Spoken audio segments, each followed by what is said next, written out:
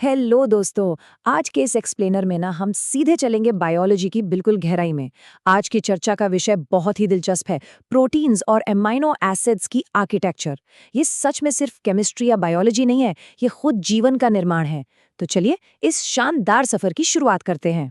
तो आज का ब्लूप्रिंट कुछ इस तरह है। सबसे पहले हम समझेंगे द बेसिक बिल्डिंग ब्लॉक्स, फिर देखेंगे essentials versus non essential materials. उसके बाद बात करेंगे 4 लेवल्स ऑफ आर्किटेक्चर पर, फिर की फंक्शंस ऑफ प्रोटीन्स और आखिर में समझेंगे प्रोटीन डीनेचुरेशन को।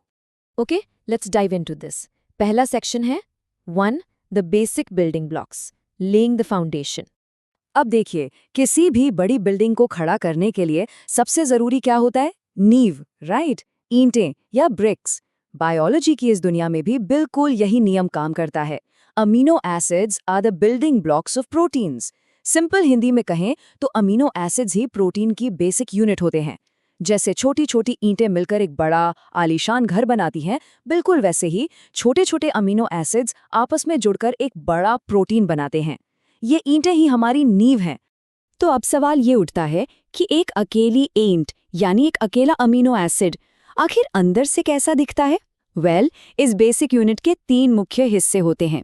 पहला अमीनो ग्रुप यानी NH2, दूसरा कार्बोक्सिल ग्रुप यानी COOH, और तीसरा और सच कहूं तो सबसे अहम हिस्सा है R group, side chain, absolutely crucial. क्यों? क्योंकि ये R ग्रुप ही वो चमत्कारी हिस्सा है जो हर एक अमीनो एसिड को उसकी एक अलग, बिल्कुल यूनिक आइडेंटिटी देता है। एक बिल्डिंग ब्लॉक दूसरे से अलग कैसे है, उसका जवाब ये R ग्रुप ही है। आगे बढ़ते हैं अपने दूसरे सेक्शन पर 2 essential versus non essential, sourcing the materials. अब जब घर बनाना ही है तो मटेरियल कहाँ से आएगा, ये जानना बहुत जरूरी है। हम इन बिल्डिंग ब्लॉक्स को 2 साफ कैटेगरीज में बांट सकते हैं। लेफ्ट में देखिए, एसेंशियल अमीनो एसिड्स हैं, जैसे ल्यूसीन और लाइसीन। इन्हें एसेंशियल इसीलिए बोलते हैं क्योंकि हमारा शरीर, हमारी खुद की अंदरूनी फैक्ट्री इन्हें नहीं बना सकती, तो इन्हें डाइट या फूड के जरिए बाहर से इंपोर्ट करना पड़ता है। वहीं राइट साइड पर हमारे पास नॉन एसेंशियल अमीनो एसिड्स हैं, जैसे ग्लाइसिन और एलेनिन।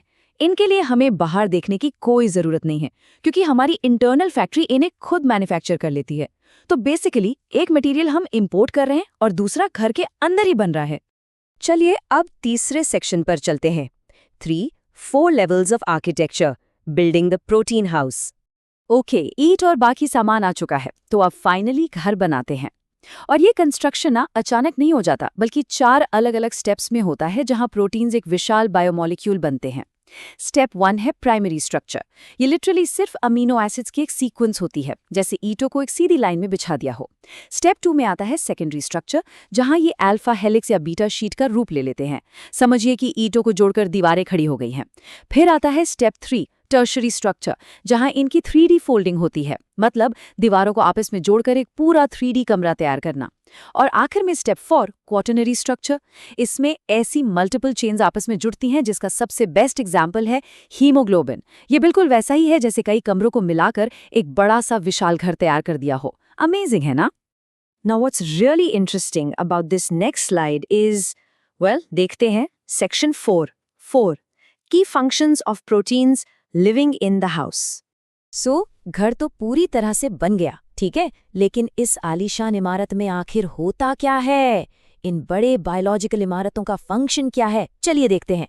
पहला, बॉडी बिल्डिंग, हमारी मांसपेशियों का बनना, उनकी मरम्मत करना, ये सब प्रोटीन ही करते हैं। दूसरा, ये एंजाइम्स बनाते हैं, एंजाइम्स जो हमारे शरीर की हर केमिकल रिएक्शन को सुपर फास्ट कर देते हैं।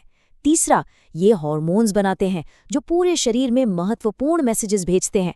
और चौथा, सबसे अहम, इम्यूनिटी, ये एंटीबॉडीज बनाकर हमारे घर को यानी हमारे शरीर को बाहरी बीमारियों से बचाते हैं। सच कहूं तो ये प्रोटीन्स ही हैं जो अकेले इस पूरे बायोलॉजिकल घर को जिंदा और चलता फिरता रखे हुए हैं। अब आते हैं अपने 5वें और आखिरी सेक्शन पर, 5 protein denaturation explained, racking the house. देखिए, दुनिया की कोई भी इमारत हो, वो डैमेज तो हो ही सकती है। तो चलिए देखते हैं कि क्या होता है जब ये इतनी परफेक्ट, इतनी मजबूत आर्किटेक्चर अचानक से तबाह होने लगती है। प्रोटीन डिनेचुरेशन का अगर सिंपल शब्द में कहूं तो सीधा सा मतलब है प्रोटीन के स्ट्रक्चर का पूरी तरह से बिगड़ जाना। इसका सबसे बेहतरीन और कॉमन एग्जाम्पल पता है क्या है? अंडे को उबालना। जब एक एग बॉईल होता है तो हीट की वजह से उसके अंदर का लिक्विड प्रोटीन सॉलिड में बदल जाता है। उसकी वो इतनी केयरफुली बनी हुई 3D फोल्डिंग और आर्किटेक्चर पूरी तरह से नष्ट हो जाती है, परमानेंटली। एक ऐसी तबाही जिसे वापस ठीक नहीं किया जा सकता। ये बिल्कुल एक घर के गिरने जैसा ही है, जहां किसी बाहरी ताकत जैसे कि हीट ने पूरे के पूरे स्ट्रक्चर को हमेशा के लिए बदल दिया। तो आखिर में इस एक सवाल पर थोड़ा सोचने की जरूरत है।